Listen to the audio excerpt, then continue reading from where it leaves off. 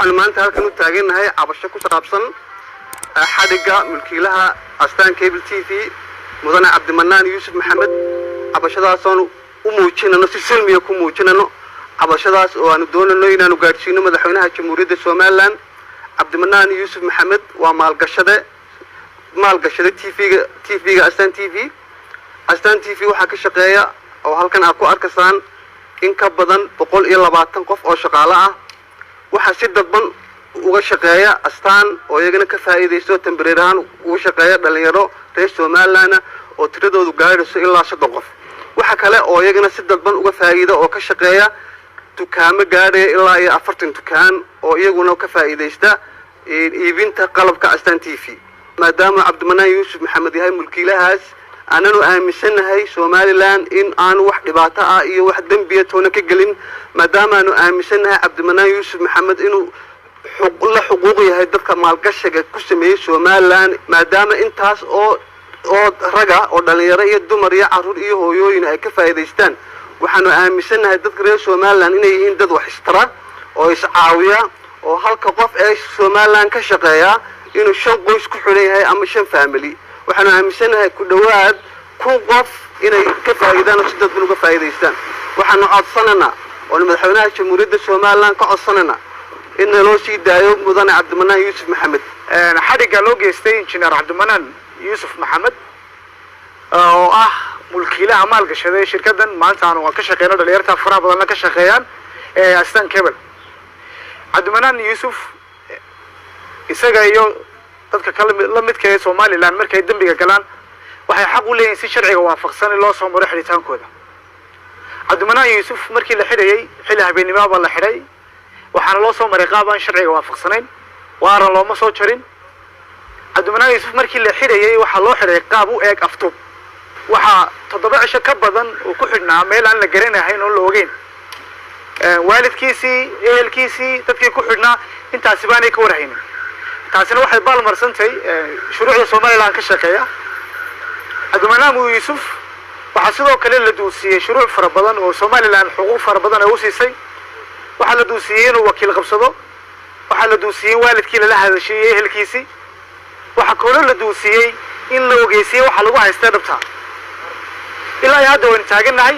Cabdimanaan Yuusuf Maxamed oo mulkiilihii asaasay shirkadda maanta 120 qof in ka badan ay ka shaqeeyaan dhalinyarada Soomaaliland lama oga lama socodsiin lama sheegin wax alaali wax lagu haysto dambiile maaha maadaama aan la sheegin wax alaali wax lagu haysto maadaama dambiilahayna waa qarar sharciga Soomaaliland waqti inta ka badan ama waqti inta lagu haysto meel ama ku xidhnaado saas awgeed maxkamada Soomaaliland xeerlaalinta iyo madaxweynaha waxaan ka codsanaynaa Cabdimanaan Yuusuf in si sharciga waafaqsan loo dhaqmo qadiyadiisa cadaalad daradana ciideedani ugu jirta haba yaraatee ma jirto waxaan ku hadlayaa magaca shaqaalaha Astaan Cable gaar ahaan haweenweynaha ka shaqeeya Astaan Cable oo gaadhaya ama matirahan gaadhaya in ka badan 50 haween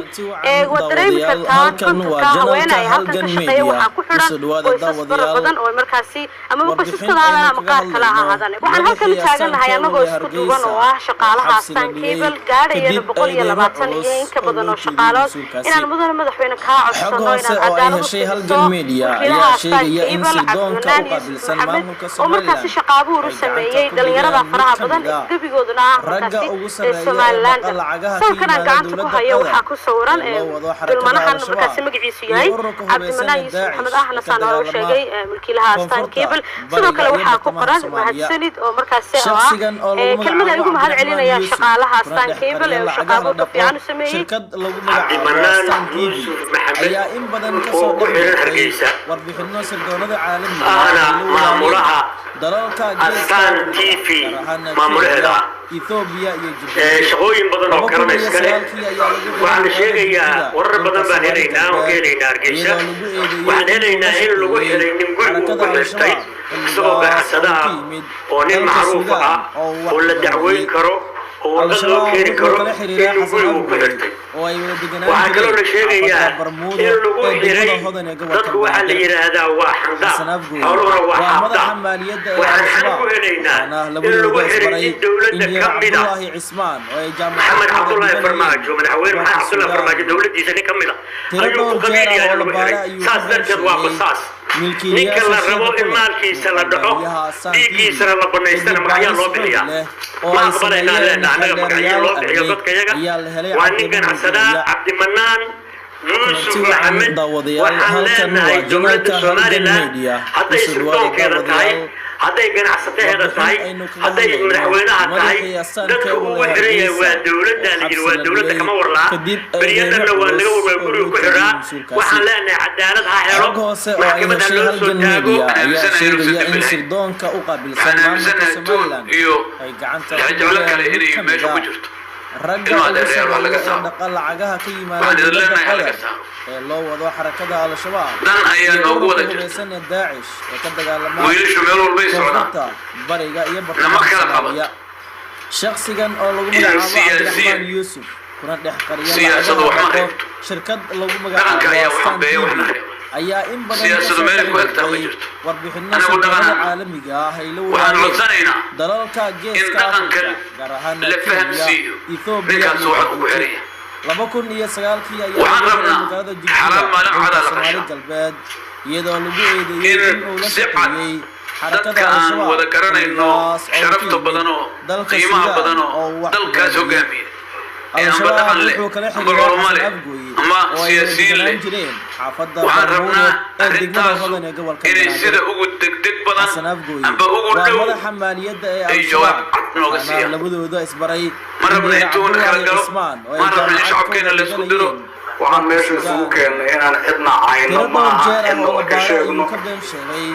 walaalkeena oo madluuma oo la dulmiye sidii aan aaminsannahay kadib baaris xoog ayaan waxaan u nimid oo shirkan jiraan u qabanna sidii xorriyaddiisa uu ku heli lahaa maamulka iyo dowladda haystana aan fariin ugu gudbin lahayn si degan oo walaaltinimo leh oo ixtiraam leh oo bini aadamnimo leh oo hab dhaqameedkii soomaaliyeedna waafaqsan ayaan rabnaa inaan fariinteeda ugu gudbino walaalahayna somalilan oo ugu horreeyo madaxweyne muuse biixi iyo dhammaan hay-adaha dowladda nabad sugid hadday noqoto iyo sirdoon hadday noqoto iyo dhaqanka somalilan ee reer waqooyi waxaan fariintan ugu gudbinaynaa ninkaas ganacsadaha ah oo astaan t v iska leh oo magaciisa la yidhaahdo cabdimanaan yuusuf maxamed in xorriyaddiisa si degdega loo siiyo shuruud la-aan qofka sidii sabil iska haysta maaha meel lagu xigta maaha ganacsada waayo meel la xiri karo waa in sharci la keeno waa laga shaki karaa haddii la keeno sharciga la keeno la waafajiyo hadduu dambi leeyahay la arko hadduu dambi la sii daa laakiin laa dambi guri ku haysana waa arrin aan qaban karin midda kale kabsan ahaan waxaan moodayay in laga gudbay sagaashamayadii iyo wixii aan soo dhaafnay inaan ka gudubnay oo maamulo samaysanay oo sharci samaysanay waxaan ka degayaa dhammaan maamulada in aanan dadka ugula kicin xornimadooda aanan lagu xadgudbin gaar ahaan walaalkay cabdimanaan yuusuf si dhaqsa mar labaad iyo mar saddexaad waxaan ka codsanayaa somalilan madaxdeeda oo hormuud ka yahay muuse biyo shirkan oo ay isugu yimaadeen odayaasha dhaqanka ee beelaha koonfurta Soomaaliya ayaa waxay kaga hadlayeen xarig magaalada Hargeysa loogu geystay maamulaha guud ee shirkadda Astaan TV Cabdimanaan Yuusuf Maxamed in ka badan 15 cisho ayaa la sheegay inuu ku xiran yahay magaalada Hargeysa maamulaha guud ee Astaan TV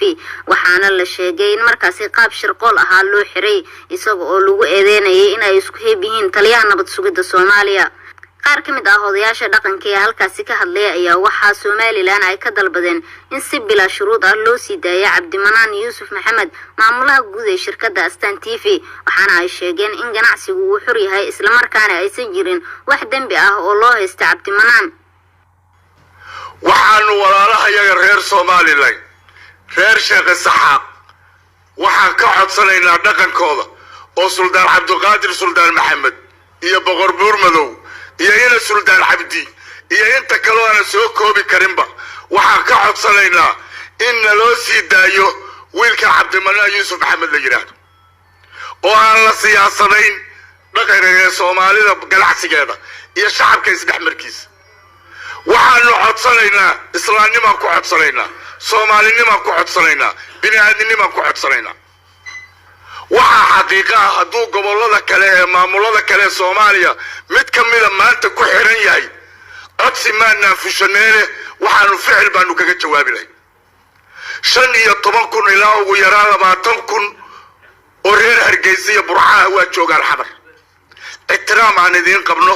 iyo kalgacayl aan idiin qabno iyo walaalnimo aan idiin qabno ayaanu idinka soo codsanaynaa codsigana idinku soo gudbin waxaan ugu maqaalaa inuu nabad sugidda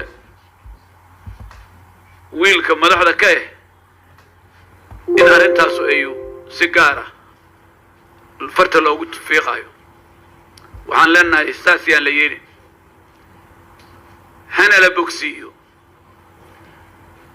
horey ayaa akhyaartu uga hadashay ninkaas hadduu leeyahay wiilkaas cabdimanaan yuusuf maxamed